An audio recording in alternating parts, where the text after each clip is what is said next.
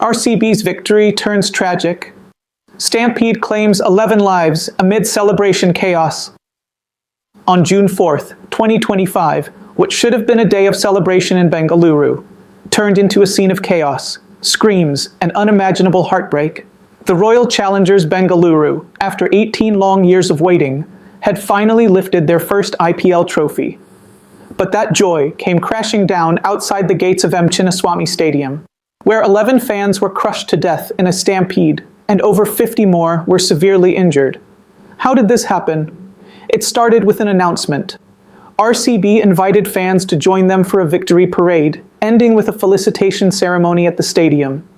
Free passes were distributed online. The fan base, electric with excitement, responded in overwhelming numbers. By 2 p.m., over 2 lakh people had gathered around the stadium, which can safely hold only 35,000. The stadium was barricaded. Passes were being checked. But then the rumors began. Free passes at gate number 7. Just a few words, but they spread like wildfire across WhatsApp groups, fan pages, and Telegram channels. Hundreds, then thousands, surged toward gate 7, without passes, desperate to get in, to see their heroes, to be a part of history. But history had other plans. The gates couldn't take the pressure. The crowd collapsed in on itself, and in that terrifying crush, young lives were lost. Among the dead were mostly teenagers and young adults. With ages ranging from 13 to 33 years old, many were students. Some had come straight from college, hoping to catch a glimpse of their cricketing idols. Others were first-time visitors to Bengaluru, traveling from nearby districts just to be part of the celebration. Most never even made it inside the stadium. Their dreams, excitement, and lives were crushed, all in a matter of minutes. And the injured? Over 50 rushed to nearby hospitals. Many suffered broken ribs, severe internal injuries, and trauma they'll carry for the rest of their lives.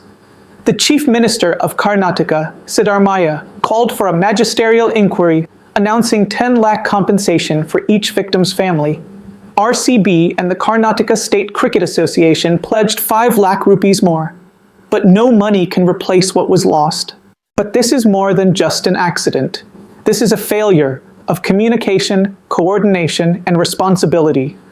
RCB said the event was approved. The police said no parade was allowed. Who was right? There was no crowd control strategy, no emergency lanes for ambulances, and conflicting announcements from officials and organizers. A Karnataka High Court has now taken suo motu cognizance of the case. That means they've launched legal proceedings without any petition, recognizing the seriousness of this incident. The court has summoned police, civic authorities, and RCB organizers to explain who is responsible for this disaster.